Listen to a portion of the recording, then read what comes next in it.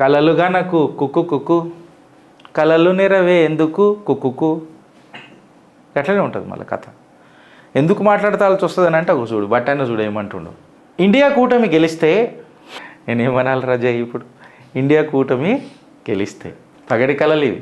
India కూటమి గెలిస్తే దేశవ్యాప్తంగా ఉచిత ఆరోగ్య బీమా, దేశంలో హరిత విప్లవం ఘనత కాంగ్రెస్దే బట్టి విక్రమార్క, జనాభా ప్రకారం రిజర్వేషన్లు సంపద పంచాలి, కాంగ్రెస్ 55 ఏండ్ల పాలనలో పూజలను ఎన్నడూ అడ్డుకోలే, పంజాబ్ ఎన్నికల ర్యాలీలో డిప్యూటీ సీఎం స్పీచ్. బటన మీకొక్క చిన్న కరెక్షన్ చెప్తున్నా. కాంగ్రెస్ 55 ఏండ్ల పాలనలలో పూజలను ఎన్నడూ అడ్డుకోలే, కాకపోతే అదే పూజను ఎందుకు అడ్డుకోలే గొయ్యాల వివరణ ఇస్తున్నా. నేను పూజించుకుంటున్నా అన్న నా రామ ప్రాణ ప్రతిష్టను 24 మంది లాయర్లను పెట్టి ఆపింది అదే కాంగ్రెస్. రాముడే లేడు, పూజలు దూరం మాట, దేవుడే లేడు, నా రాముడే లేడు, రామసేతులే లేదు, రాముడు కాల్పనిక్, రాముడు ఒక తాగుబోతు అని చెప్పి డిఎంకేవుడు మాట్లాడుతుంటే శిలక నవ్వులు నవ్వుకుంటా కూసున్నది కూడా ఆనాడు కాంగ్రెస్. నా మందిరాలకు వర్షిప్ యాక్ట్ తీసుకొచ్చింది ఎవరు బట్టన్న? కాంగ్రెస్. 1991 వర్షిప్ యాక్ట్ తీసుకొచ్చిందే కాంగ్రెస్. ఆనాడు ఏదో జరిగింది, ఈనాడు ఎందుకు మాట్లాడుకుంటున్నావు రా భయ్ అని చెప్పి కొంతమంది మాట్లాడితే నేను అడుగుతున్న సగౌరవంగా ఏందనంటే బట్టన్న, ఆనాటి ముచ్చట్లే కదా మనం మాట్లాడుకోవాలా?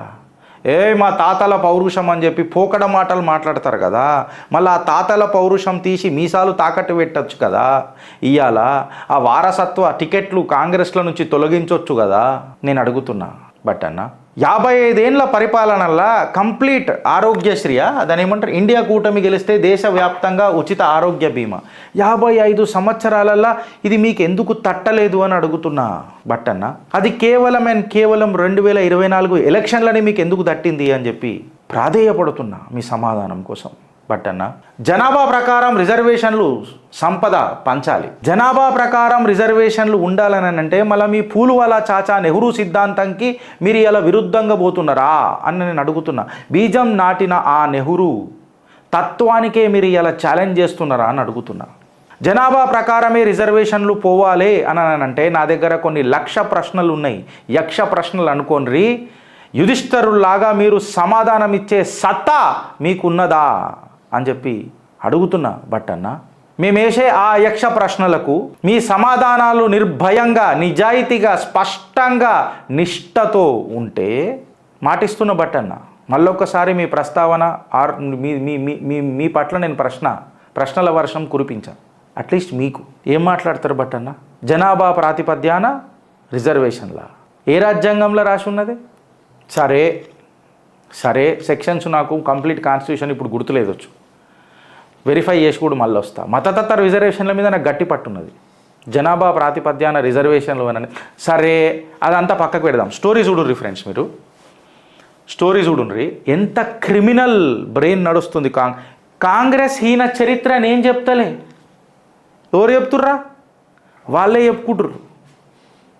మీకు అలవాటు అయిపోయింది తినగ వేము తీయనుండు అనే తత్వానికి. ఇగో మీకు అలవాటు అయిపోయింది. ఇలా నేను చెప్తలే కాంగ్రెస్ ఈయన చరిత్ర, బట్టన్న చెప్తున్నాడు. చూడు రిఫరెన్స్. రిజర్వేషన్లు 69% పెంచుతాం. ఎట్లా పెంచుతారు? ఎవడయ్యే జాగిరాన్ని పెంచుతారు? ఏ రకంగా పెంచుతారు బట్టన్న? రాజ్యాంగంలో ఏ సవరణతో పెంచుతారు? అంటే రాజ్యాంగాన్ని మారుస్తున్నారా లేదా? సుప్రీంకోర్టు ఇచ్చిన తీర్పుని తుంగలో దొక్కుతారా అని అడుగుతున్నా. అంటే సుప్రీంకోర్టు కూడా మీకు ఖాతరేనా? కేవలం ఏఐసిసిఏ మీకు సుప్రీమా? బట్టన్న, ఈ 2 ప్రశ్నల దగ్గర మీ దగ్గర సమాధానం ఉందా అని అడుగుతున్నా. నాకు ఈ 2 ప్రశ్నలకు సమాధానం ఇయ్యే, నోరు బంద్ చేసుకుంటా. మీ మీద ఎప్పటికీ మాట్లాడా. నాకు ఒక ముచ్చట చెప్పురి ఫ్రెండ్స్. తమిళనాడులో 69% రిజర్వేషన్లు అమలవుతున్నాయని, అన్ని చోట్ల అదే తరహాలో రిజర్వేషన్లు పెంచుతామని ఇండియా కూటమి హామీ ఇచ్చిందని భట్టి తెలిపారు. సరిహద్దుల్లో ప్రాణాలకు తెగించి కాపలా కాస్తున్న వీర జవాన్ల స్థాయిని మోదీ సర్కార్ కార్మికుల స్థాయికి దిగజార్చిందని ఆయన విమర్శించారు. బట్ అన్న మీరంటే నాకు కొంచెం గౌరవం కాబట్టి మీకు నేను సగౌరవంగా సమాధానం ఇస్తున్నా. దేశ సైనికులని మీరు ఇట్లా మాట్లాడు మళ్ళొకసారి మాట్లాడితే మీకున్న హోదా కూడా నేను పట్టించుకోను. ఒకసారి మీరు నిఘా పక్కా చేసుకొని మాట్లాడడం నేర్చుకోరు. బట్ అన్న మీరు విఘ్నులు, సౌమ్యులు. మీకు నాకు నిజంగా మనం ఎన్నడూ కలిసి మాట్లాడుకోలేదొచ్చు, కాకపోతే మీ మీద నేను గొప్పగిన్నా. మీ మీద నేను ఒక్కసారి కూడా నెగిటివ్ వినలే. మీరు ఎంత కష్టపడి పైకి వచ్చి ఈ స్థాయికి వచ్చిర్రు అని అన్నది అనువనువు జనాలు నాకు చెప్తూనే ఉన్నారు, నాకు నచ్చిన వాళ్ళు కొంతమంది. సో ఆ పర్సెప్షన్తో మాట్లాడుతున్న బట్ అన్న ఇది మీ నాలుకకు కరెక్ట్ అయిన మాటలు కాదు. The words you have spoken or of not good taste. I would rather say it is a verbal diarrhea. But Anna, and I'm sorry, but this is the truth. Agniveer పథకాన్ని పైన చిత్రగుప్త్ ఒక complete episode చేసింది. But అన్న ఒకసారి మీరు చూడుండ్రి. అగ్నివీర్ చచ్చిపోతే అని అంట, నువ్వు ఇంట్లో కూర్చుండి కూడా చచ్చిపోతావు కదరా భయ్. ఏరోప్లేన్ ఎక్కేటప్పుడు ఫ్లైట్ టేక్ ఆఫ్ తీసుకునేటప్పుడు ఫ్రెండ్స్ మనం చేతులు కొంతమంది గట్టిగా పెట్టుకుంటాం, భయం అవుతుంటుంది ఆ స్పీడ్లో ప్లేన్ ఎగురుతున్నప్పుడు. అది కూలిపోతుంది అన్నది కాదు, భయం, మానవ భయం. బట్ ఒకటి గుర్తుపెట్టుకోవాలి ఏందన్నానంటే, ప్లేన్ ఎక్కి చచ్చిపోయే దాంట్లో కంటే ఎక్కువ రోడ్ల మీద ఎక్కువ చచ్చిపోతున్నారు కదరా భయ్ యాక్సిడెంట్లు అయ్యి. మళ్ళీ రోడ్ల మీద ఎందుకో చైలు ఇట్లా పట్టుకొని నడవవు, సర్వసాధారణంగా ఉంటావు రోడ్ల మీద. సచ్చేటోడు ఏడననేది వస్తాడనా, నేను ఈయన కుప్పకూలిపోతునొచ్చు, నాకేమన్నా అయితే బయటికి వెళ్ళినాక ఏదైనా గుద్ది చచ్చిపోతునొచ్చు, ఏమన్నా అవుతుందొచ్చు. నా కర్మ సిద్ధాంతం డిసైడ్ చేస్తుంది అది. అండ్ మోర్ ఓవర్ బట్ అన్న మీకు తెలియదు, మీరు చదవలే. నేను అదే చెప్తున్నా అగ్నివీర్ పథకం మీద. అగ్నివీర్ స్కీమ్ కాదు అది, దేశభక్తది. నన్ను అడిగితే మీ పిల్లలను కూడా రాజకీయ నాయకులను చేసాడు నీకే స్వప్నాలు అంటారు కదా, అది బంద్ చేసి ఒక 4 సంవత్సరాలు అగ్నివీర్కి పంపిర్రని చెప్తా నేను రాజకీయ నాయకులను కూడా. నేను ముందే చెప్పిన నా పిల్లలకు నేను ఖచ్చితంగా చెప్తా, సత్యం మా పోరడు దుమ్మిండు, నా పిల్లలకు కూడా నేను ఖచ్చితంగా చెప్తా. డెసిషన్ తీసుకోవాల్సింది వాళ్ళు. నేను ఫోర్స్ కూడా చేయడానికి ప్రయత్నం చేస్తా, కొంచెం దేశభక్తి కదా, కొంచెం ఫోర్స్ చేయడానికి కూడా ప్రయత్నం చేస్తా, కన్విన్స్ చేస్తా నా పిల్లలని. ఏ ఆర్గ్యుమెంట్ అయినా 2 సబ్జెక్టుల మీద క్లోజ్ అవుతాయి ఫ్రెండ్స్. ఐదర్ మీరన్నా కన్విన్స్ కావాలా, లేకపోతే మీరన్నా నన్ను కన్విన్స్ చేయాలా. ఇది నా పిల్లలకైనా అదే వర్తిస్తుంది, రాజకీయ ప్రత్యర్థులతోనైనా ఇదే వర్తిస్తుంది.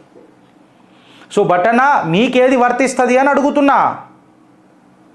ఇవాళ అగ్నివీర్ అనే ఈ దేశభక్తి పథకంలా డైరెక్ట్ వార్ జోన్లలో వాళ్ళని ప్రథమ సైనికులలాగా ముంగట పెడతలేరు, ద్వితీయ తృతీయ సైనికులలాగా పెడుతున్నారు. ఫస్ట్ పోయేది మన సైనికులే ఉంటారు, ట్రైన్డ్ అయిన సైనికులే ఉంటారు. వీళ్ళు ద్వితీయ తృతీయ 3rd or 2nd graded cadets లెక్క ఉంటారు. ఇంట్లో కులం మతం తీసుకొచ్చిన అగ్గి పెట్టింది మీ పూల్వాలా చాచా మునిమన్మడు రాహుల్ గాంధీ. బట్ అన్న మీరు కూడా ఇట్లా మాట్లాడడం కరెక్టేనా అని అడుగుతున్న. బట్ అన్న గిరీష్ దారామోని అని ఎవడు మాట్లాడాడన్న, క్యాడెట్ గిరీష్ అని అంటారు, క్యాడెట్ జై అని అంటారు, క్యాడెట్ హరి అని అంటారు. వాళ్ళ ఇంటి పేర్లు తీసుకోరన్నా ఎప్పుడన్నా మీరు పోయి వాళ్ళతోని సమయం. బట్ అన్న మీరు అంటే జర నాకు గౌరవం ఉంది కాబట్టి నేను కంట్రోల్ చేసుకొని మాట్లాడుతున్నా. It is very difficult for me. నేను ఇట్లా కంట్రోల్ స్టేట్లో మాట్లాడాడు, నా పదాలు కొంచెం వేరే రకంగా పోతుంటాయి.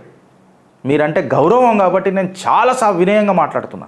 And coming to the point of reservation, నాకు చదవాల్సిన అవసరం కూడా లేదు. తమిళనాడు మూతులు నాకిందంటే మీరు తోకలు నాకుతారా? బట్ అన్న ఐమ్ సారీ, అది కరెక్టేనా? రాజ్యాంగంగా నన్ను ఎట్లా కన్విన్స్ చేస్తారో చేయండి. సుప్రీంకోర్టు ఇచ్చిన తీర్పుకు మీరు పోతారా? దాన్ని తుంగల దొక్కే సత్తా మీకు ఉన్నదా? సత్తా ఉంటే ఏ రకంగా ఉన్నది? నేను ఇలా ప్రొఫెసర్ నాగేశ్వరరావుని అడుగుతున్నా,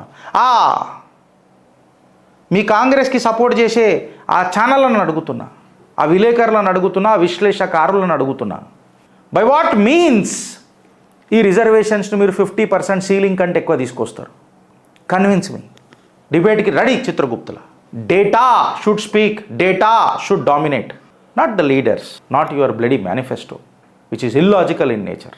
చెప్పటనా ఆరోగ్యశ్రీ చేస్తారట, మళ్ళీ 50 సంవత్సరాలు ఏం కట్టలు కట్టిరే కాంగ్రెస్లో? ఎందుకు చేయలేదే? బటనా మీకు ఒక విషయం తెలుసా? రాజశేఖర్ రెడ్డి గారు ఆరోగ్యశ్రీ తీసుకొని వచ్చారు కదా, దాని బకాయిలు ఇంతవరకు కూడా చెల్లించారు. ఒకసారి కనుక్కోర్రి, అది వేవ్ ఆఫ్ చేసిరా, మళ్ళీ రైట్ ఆఫ్ చేసిరా ఒకసారి కనుక్కోర్రి. నా దగ్గర డేటా ఉన్నది, ప్రొడ్యూస్ చేయమంటే చేస్తా.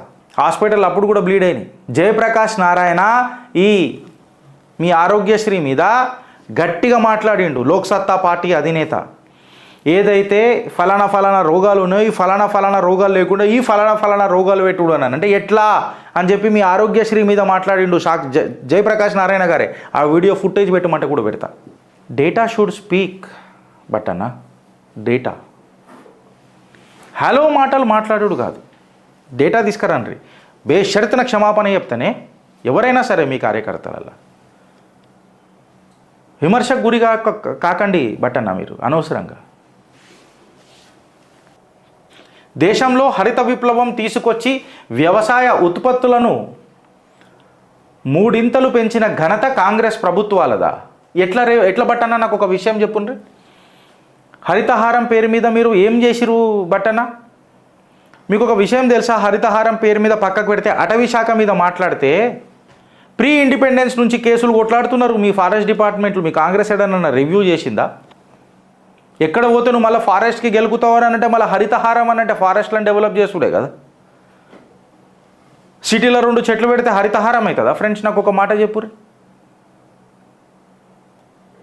19,60,000 ఎకరాల భూమి మాయమవుతున్నది, మళ్ళీ అది కేసీఆర్ బాధ్యతనే నా కంప్లీట్గా. కాంగ్రెస్ బాధ్యత లేదా అందులో? వెనకటికి మీరు లేదా?